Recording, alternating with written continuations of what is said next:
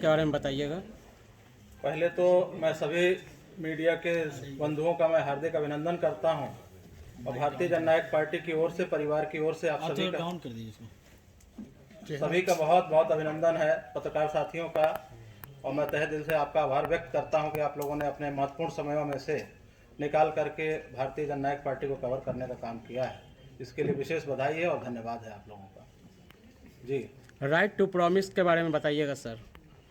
Right to promise एक बहुत महत्वपूर्ण अधिकार है और बहुत महत्वपूर्ण कानून है।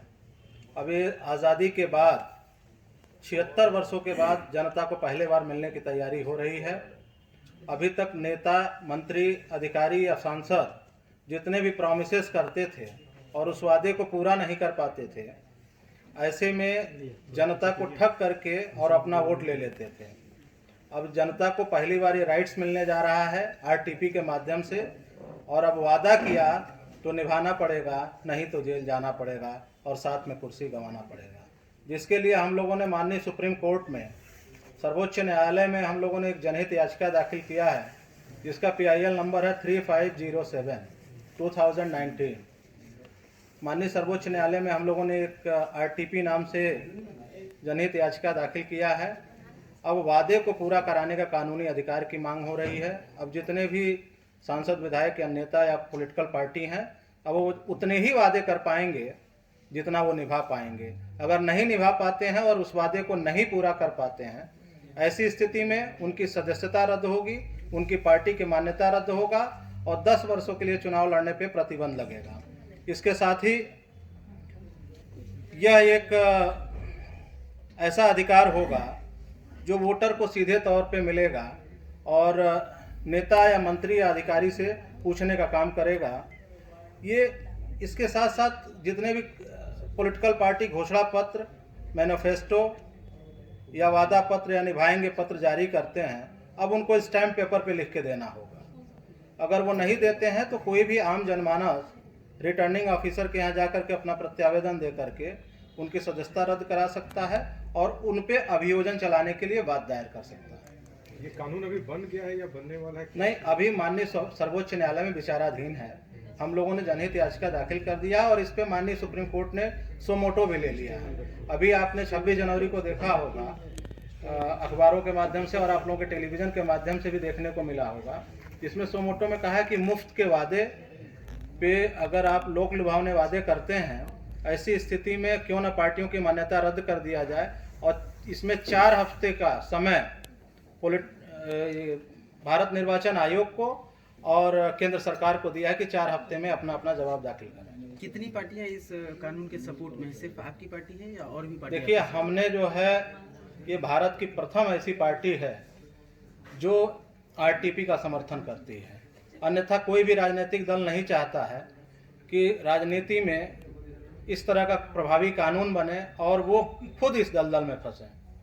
RTI तो था, RTP का जो है उसको लाने की क्यों जरूरत पड़ी आपको? देखिए, RTI से सिर्फ सूचना मांग सकते हैं, उस पर आपके पास कोई अधिकार नहीं है।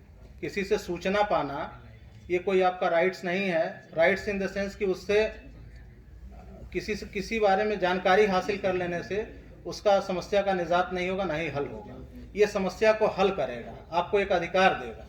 इस अधिकार के माध्यम से आप सिर्फ सूचना नहीं पा सकते, उस पर कार्रवाई भी करा सकते हैं। यानी आपकी पार्टी जब आगे बढ़ेगी तो आप जो वादे कीजिए उनको पूर्ण रूप से निभाइएगा? निश्चित तौर पे हम उतना ही वादा करेंगे जितना निभा पाएंगे और जितना कर पाएंगे। कोई ज़रूरत नहीं है कि हम 400 वादे करें, 300 वादे करें या 60 पेज का मैनिफेस्टो जारी करें। हम 10 ही करेंगे, लेकिन जितना कहेंगे उसको हर हाल में पूरा करेंगे। भारतीय जननायक पार्टी अभी भारत के कितने राज्यों में सक्रिय है? देखिए, हम लोग छोटे बड़े मिलाकर के 11 राज्यों में अपनी उपस्थिति दर्ज करा चुके हैं।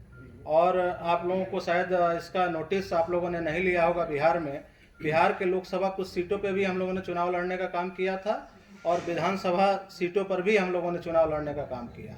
और ये आधिकारिक तौर पे मैं कहना चाहता हूँ कि लोक जनशक्ति पार्टी के पैरेलल हमको वोट मिले थे, लोगों का समर्थन और प्यार मिला था।